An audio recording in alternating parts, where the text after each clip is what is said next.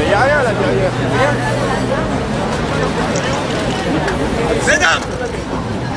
Mesdames, Mesdemoiselles, Messieurs, chers amis, chers camarades,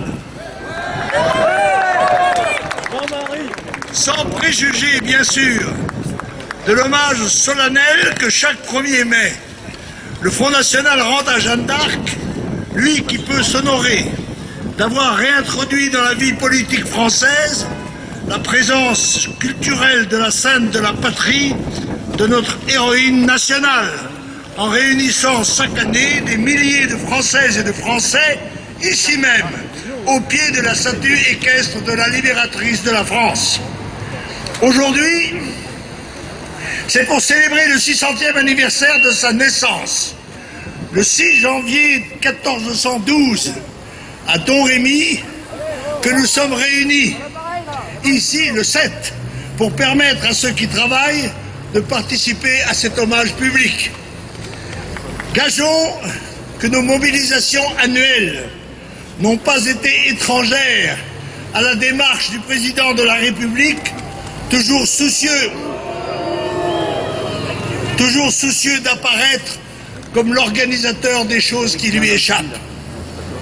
Nous n'acceptons pas, en tout cas, les procès d'intention directs ou indirects faits au Front National d'avoir accaparé l'image de Jeanne d'Arc. Certes, Jeanne d'Arc n'appartient, comme dit l'autre, à aucun parti, aucun groupe, aucun clan.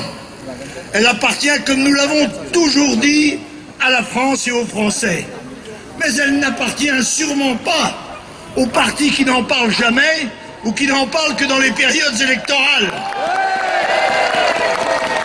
Elle n'appartient pas aux partis qui ont livré la France à l'européisme et au mondialisme, qui veulent la dissoudre dans une Europe fédérale, qui en ont abandonné la garde millénaire des frontières,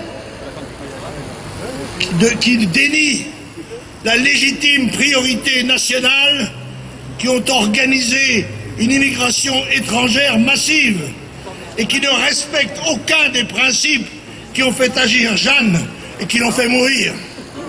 Bravo! S'il n'avait marqué son estime à Jeanne que dans la période électorale présente. C'est ainsi que nous avons été d'ailleurs aussi à l'origine du retour de la Marseillaise dans les stades. C'est aussi parce que le Front National a tenu haut et ferme le drapeau. Alors qu'attend la jeunesse de France pour se rebeller contre les injustices dont elle est la victime, puisqu'elle est assurée du soutien du président de la République? Vive Jeanne, vive Marine, vive la France!